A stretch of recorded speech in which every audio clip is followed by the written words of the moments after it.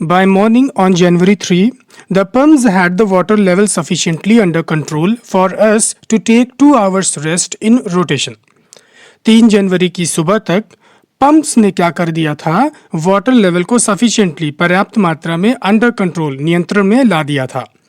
For us हमारे लिए to take 2 hours rest in rotation, ताकि हम क्या कर सके, रोटेशन में बारी बारी से 2-2 घंटे का आराम ले सकें, कर सके. उतना पानी जो स्टार बोर्ड हल के साइड में कम हो चुका था. वेव ने क्या कर दिया था, हिट कर दिया था शिप को, तो उसका जो स्टार बोर्ड साइड था वो काफ़ी ज़्यादा डैमेज हो चुका था, तो पानी अंदर भर गया था. लैरी और सिगल ने क्या किया, वाटर को पंप आउट किया, बाहर की तरफ फेंका. ठीक है, दोनों लोग साथ में ही मेहनत कर रहे थे, लेकिन अब पानी उतना कम हो चुका था कि अब एक लोग जो है आराम कर सकते हैं 2 घंटे के लिए. फिर 2 घंटे आराम करने के बाद वो उठेगा और पानी को पंप आउट करेगा, बाहर फेंकेगा, और दूसरा व्यक्ति आराम करेगा. तो इतना पानी कम हो चुका था शिप में, उस स्टार बोर्ड हल साइड में.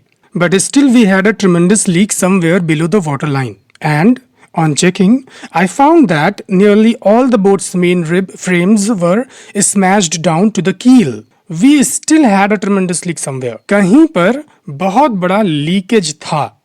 अब भी कहीं पर बहुत बड़ा ट्रेमेंडस लीक था, रिसाव था.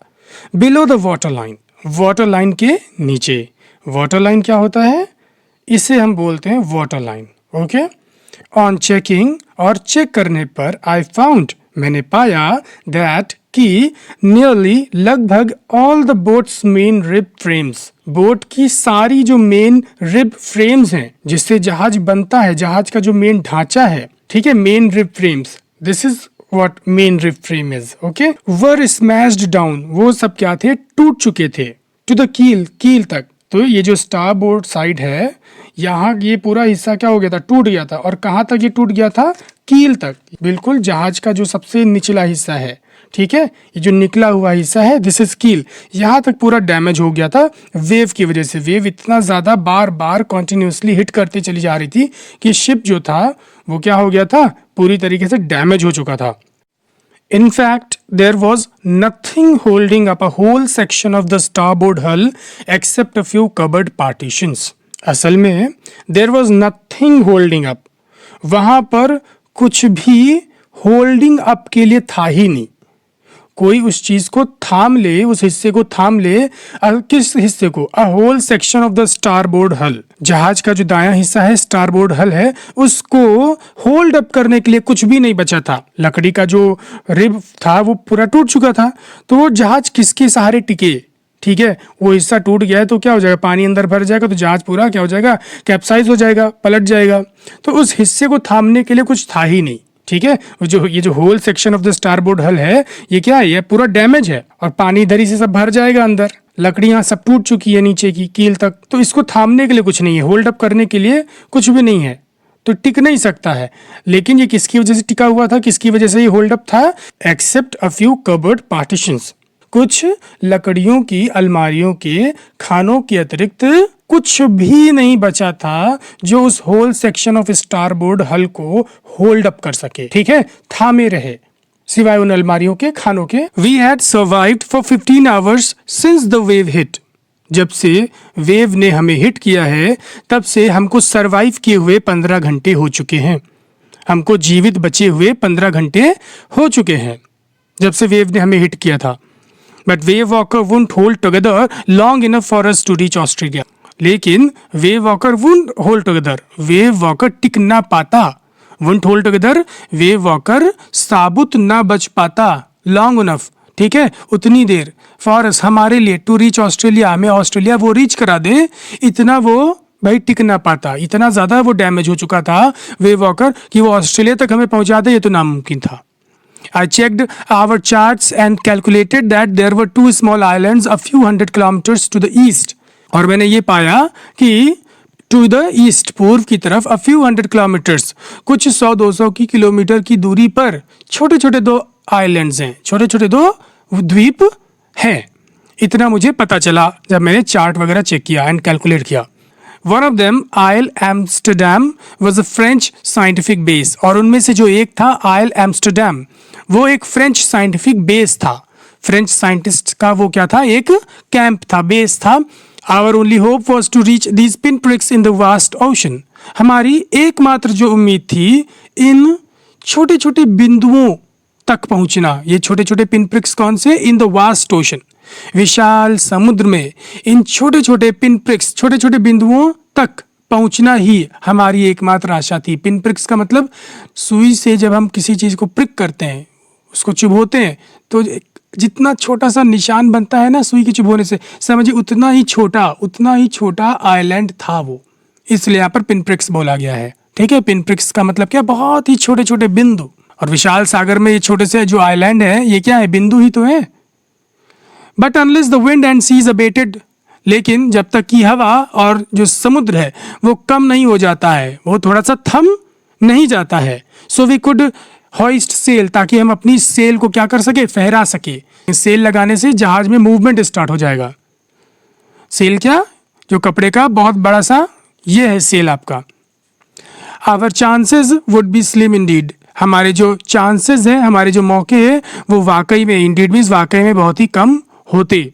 लेखक क्या करें कि जब तक कि हवा और समुद्र थम नहीं जाते, कम नहीं हो जाते, इनकी स्पीड कम नहीं हो जाती है, तब तक तो हमारे चांसेस क्या है, बहुत ही कम होंगे। The great wave had put our auxiliary engine out of action, इस विशाल लहर ने क्या कर दिया था, हमारा जो सहायक इंजन था उसको खराब कर दिया था, आउट ऑफ एक्शन, खराब कर दिया था, काम नहीं कर रहा था।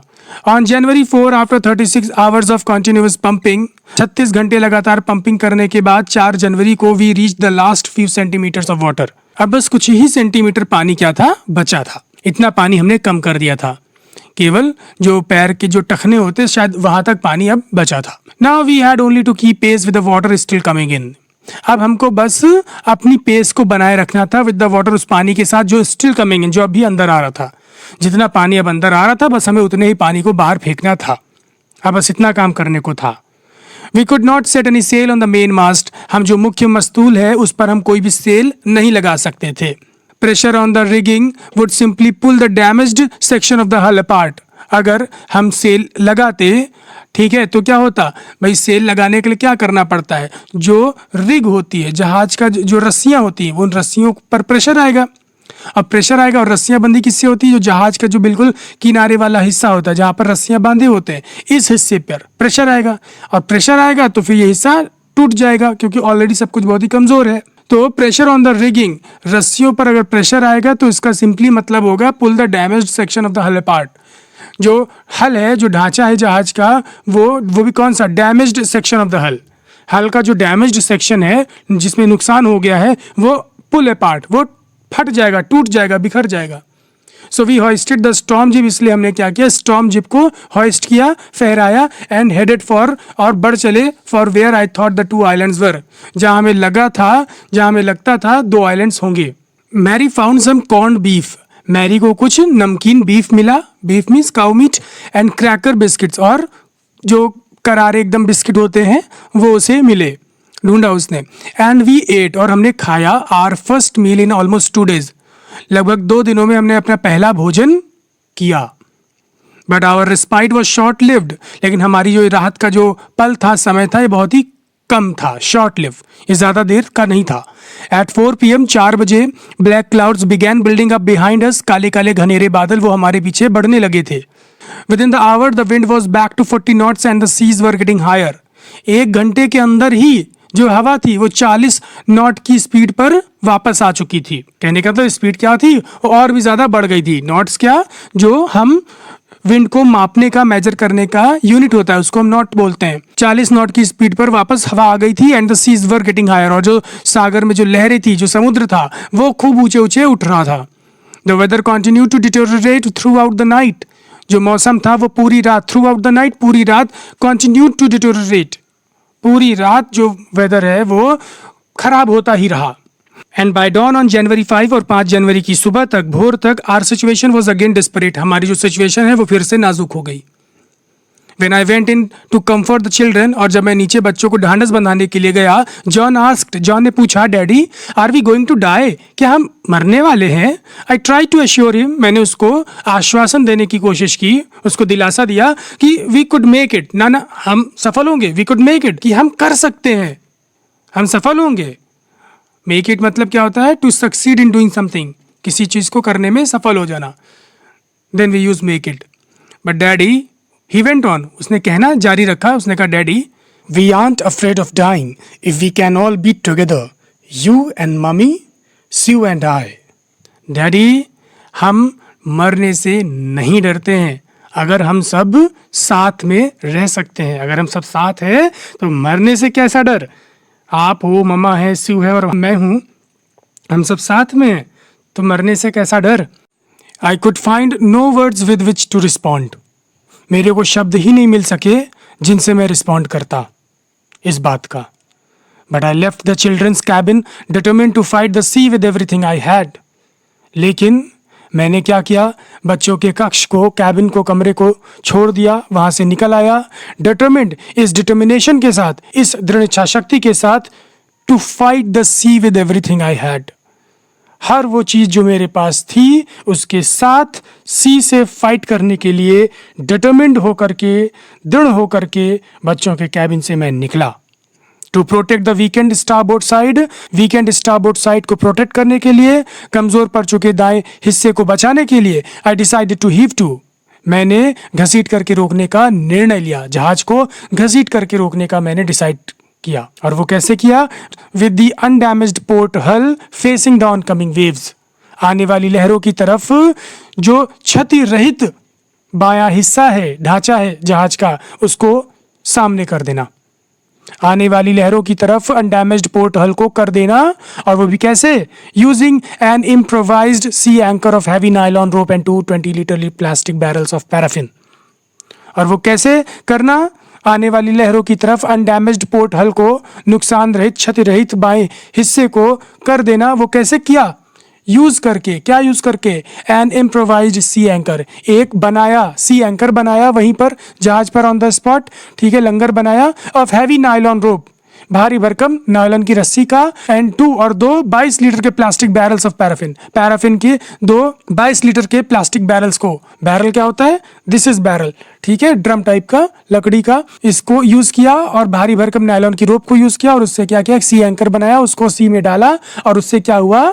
जो शिप है उसका डायरेक्शन चेंज हुआ और उसका जो बायां हिस्सा है वो ऑनकमिंग वेव्स की तरफ फेस करने लगा, आ गया, और इस तरह से मैंने उसको हीव करने का डिसाइड किया। That evening Mary and I sat together holding hands, उस शाम को मैरी और मैं साथ में बैठे हुए थे, होल्डिंग हैंड्स, हाथ थामे हुए, as the motion of the ship, क्योंकि जो मोशन ऑफ द शिप था, जहाज के चलने से, brought more and more water, उसकी वजह से और भी पानी जो था वो ब्रॉट इन, वो अंदर आ गया था, थ्रू द ब्रोकन प्लैंक्स, उन टूटे हुए तख्तों की वजह से, लकड़ी के जो प्लैंक्स थे, तख्ते थे, ठीक है, फ्लैट जो प्लैंक होता है लकड़ी का, वो टूटा हुआ था जहाज का, ठीक है, नीचे मेन रिब की तरफ, फ्रेम की तरफ, तो उसकी वजह से क्या हो रहा था? पानी अंदर चलता चला आ रहा था, जहाज क्या हो रहा था? मूव कर रहा था। अब जब जहाज चलेगा तो सी में जो वाटर है वो अंदर आएगा कि नहीं आएगा?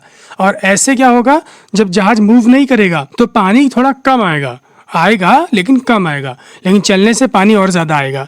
We both felt the end was very near, हम दोनों को लग गया था कि अब एंड हमारा बहुत ही नजदीक है। But Wave walker road out the storm, लेकिन वेव वॉकर तूफान पर सवार होकर के बाहर निकल आया था। कहने का मतलब वेव वॉकर बच गया था, तूफान में डूबा नहीं। And by the morning of January 6 जनवरी की सुबह तक, विद द विंड ईजिंग, हवा के ईज होने के साथ ही, हवा के थमने के साथ ही, I try to get a reading on the sextant, मैंने सेक्सटेंट पर रीडिंग लेने की कोशिश की, अपनी स्थिति को पता लगाने की कोशिश।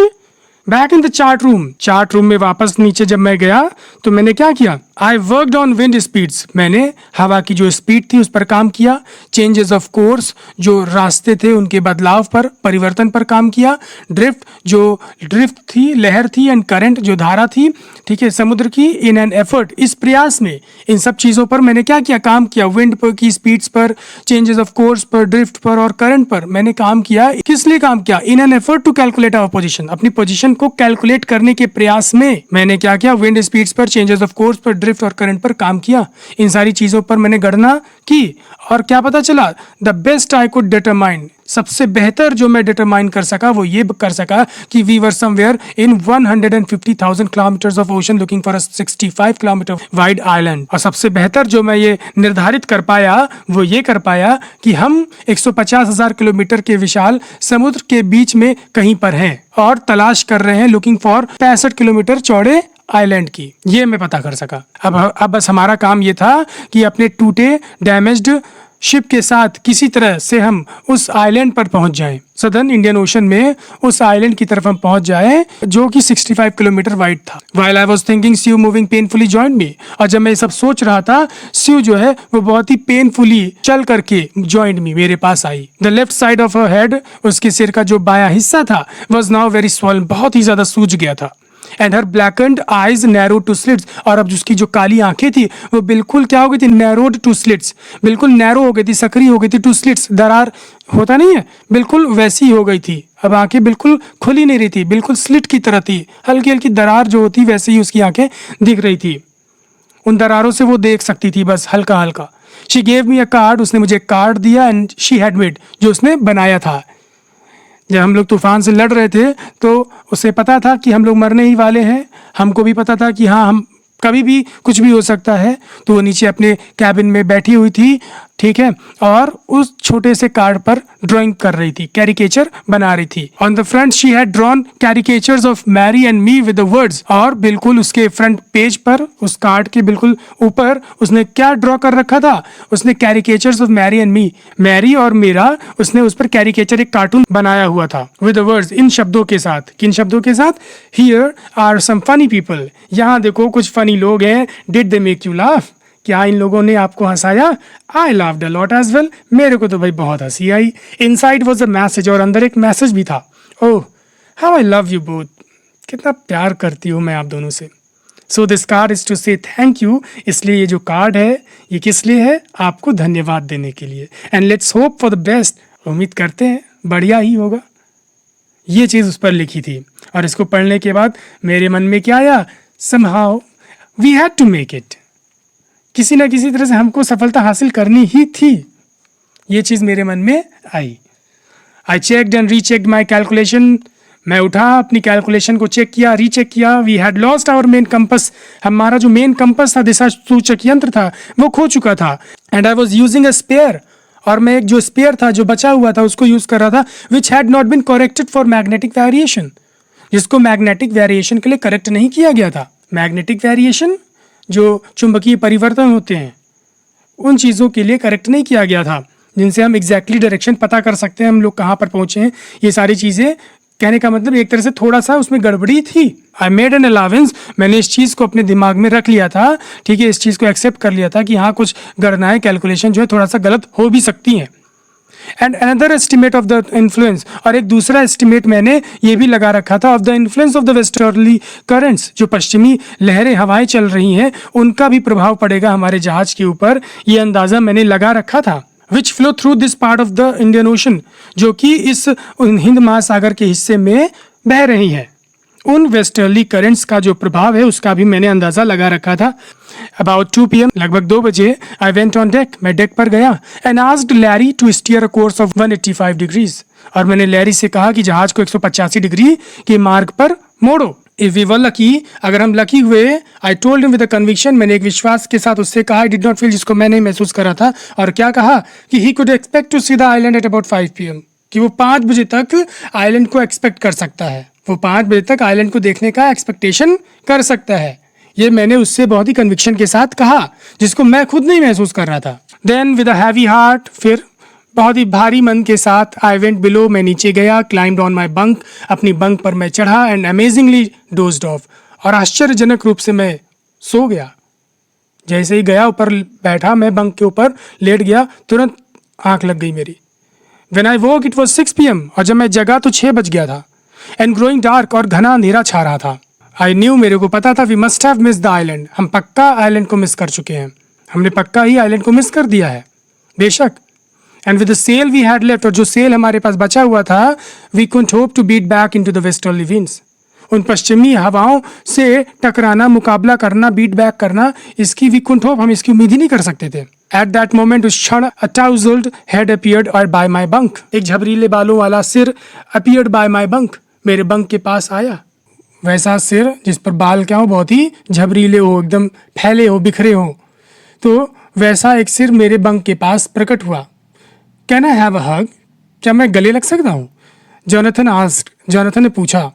सी was right behind him, Sue बिल्कुल उसके पीछे खड़ी थी।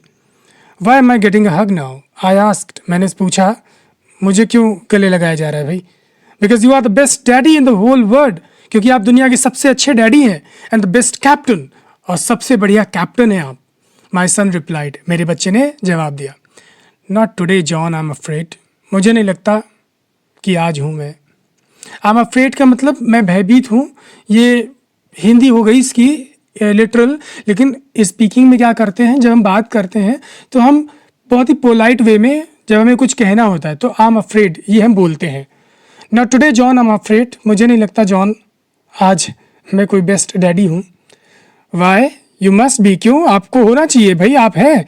यू फाउंड द आइलैंड, आपने आइलैंड को ढूंढा है। Said Sue in a matter of fact voice, शिव ने बहुत ही दृढ़ विश्वास के साथ, एक मैटर ऑफ फैक्ट वॉइस के साथ, मतलब एक ऐसी आवाज़ के साथ जिसको सुनने में क्या लगे, एक यकीन हो, ठीक है, ऐसी आवाज़ के साथ उसने बोला।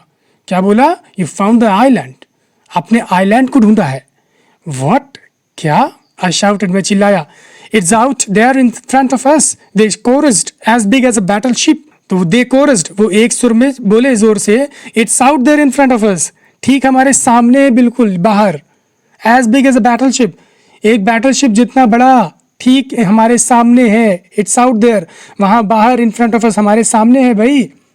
आई रश्ड ऑन डेक, मैं डेक पर दौड़ करके गया, एंड गेज्ड विद रिलीफ, और बड़े राहत के साथ मैंने घूर करके देखा at the stark outline of isle Amsterdam, isle Amsterdam की जो स्पष्ट आउटलाइन है, स्टार्क आउटलाइन, जो स्पष्ट उसकी बाहर की जो सीमा रेखा है, उस पर मेरी निगाह गई।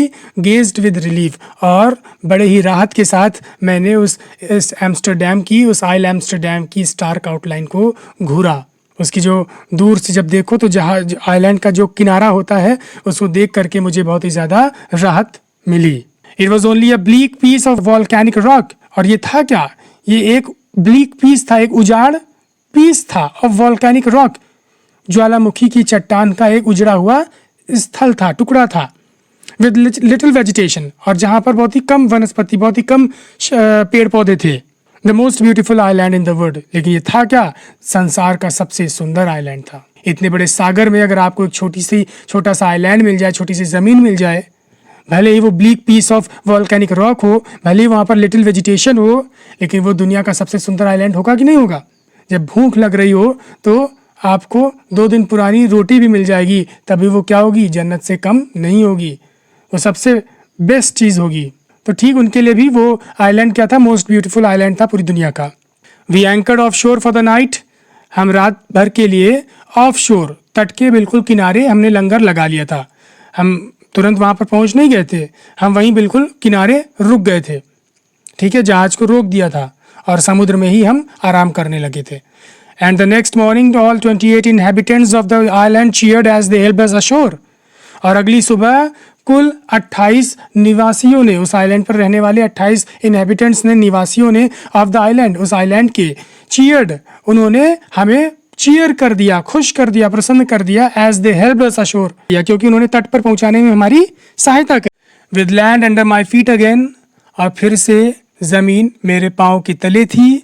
इस विचार के साथ ही my thoughts were full of Larry and Herbie, cheerful and optimistic under the direst stress. मेरा जो मन था वो आभार से भर गया था लैरी और हर्बी के प्रति। Cheerful and optimistic under the direst stress, भयंकर निराशा के अधीन वो क्या थे? चीयरफुल और ऑप्टिमिस्टिक थे, प्रसन्नचित्त और आशावादी थे। इतना ज़्यादा डिप्रेशन था, इतना ज़्यादा स्ट्रेस था, इतना ज़्यादा हम लोग दुखी थे, परेशान थे, लेकिन वो लोग क्या थे? चीयरफुल थे और ऑप्टिमिस्टिक थे, प्रसन्नचित्त थे और आशावादी थे। इसलिए मैं उनके प्रति आभार से भर गया। मैं भर गया आभार से ऑफ मैरी के प्रति भी, who stayed at the wheel, जो उस व्हील को पकड़े रही, थामे रही, वहाँ पर टिकी रही और स्टीयर करती रही तूफान में। For all those crucial hours, संकट के क्षणों में, उन संकट के पलों में व्हील पर मैरी टिकी रही, खड़ी रही और स्टीयर करती रही जहाज को। इस चीज़ को ध्यान में रखते हुए मेरे विचार उसके प्रति क्या हो गए, आभार से भर गए, मैरी के प्रति भी। मोस्ट ऑफ ऑल, और सबसे ज़्यादा, I thought of a 7-year-old girl, मैं उस 7 वर्षीय लड़की के बारे में सोचने लगा, उसके प्रति आभार जताने लगा।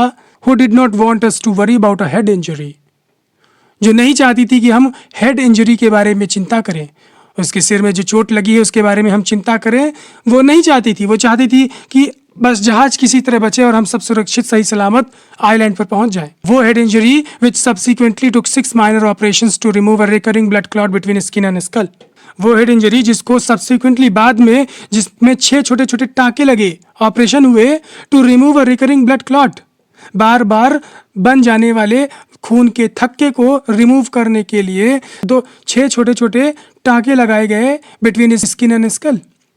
बार बार जब बनने वाले ब्लड क्लॉट, खून के थक्के को हटाने के लिए 6 छोटे छोटे ऑपरेशन किए गए। वो 6 छोटे छोटे ऑपरेशन किए गए उस रिकरिंग ब्लड क्लॉट को हटाने के लिए, जो कि कहाँ हो गया था, between skin and skull, skin और स्कल के बीच में रिकरिंग ब्लड क्लॉट हो गया था, बार बार खून का थक्का जम जा रहा था। तो उसको हटाने के लिए 6 छोटे छोटे ऑपरेशन करने पड़े सब्सिक्वेंटली बाद में। उस हेड इंजरी के बारे में वो नहीं चाहती थी कि हम चिंता करें। तो मेरा जो मन था उस 7 वर्षीय बच्ची के प्रति आभार से भर गया था, end of a 6-year-old boy, और उस 6 वर्ष के लड़के के प्रति भी मेरा जो मन था आभार से भर गया था। Who was not afraid to die, जो मरने से नहीं डरता था। आई होप आपको ये चैप्टर समझ में आया होगा। आपको बस करना क्या है, ये जो शिप है, शिप के बारे में आपको अच्छे से जानना है, उसके पार्ट्स के बारे में अच्छे से जानिए और कहानी को बार बार रीड करिए, जो घटनाएं घटी उनके बारे में सोचिए और चैप्टर को पढ़ने से आपके अंदर क्या क्या फील हुआ, ठीक है, इस चीज़ के बारे में सोचिए। सो चैप्टर आपका फिनिश होता है यहाँ पर। ये सेकंड पार्ट है, इसका पहला पार्ट मैंने ऑलरेडी एक्सप्लेन कर दिया है, उसको आप जा कर के फिर से देखिए, समझिए, ठीक है। और शिप के बारे में थोड़ा नॉलेज आप अपना बढ़ाइए, कैसे काम करता है, सेल लगाने से क्या होता है, सेल उतारने से क्या होता है, स्टार बोर्ड साइड क्या होता है, पोर्ट साइड क्या होता है, हल क्या होता है, कील क्या होता है, वेव क्या होती है, करंट क्या होता है, ड्रिफ्ट क्या होता है। तो ये थोड़ा सा टेक्निकल टर्म्स हैं, इन चीज़ों के बारे में आप जानिए तो चैप्टर आपको और अच्छे से समझ में आएगा। कुछ और वीडियोस आप यूट्यूब पर देखिए, खास करके जो शिप के बारे में बताते हैं, शिप कैसे चलाया जाता है, उसमें जो क्या क्या चीज़ें होती हैं, इन चीज़ों के बारे में आप जानिए तो चैप्टर में इंटरेस्ट पैदा होगा। ओके, पढ़िए अच्छे से, समझिए। Good bye.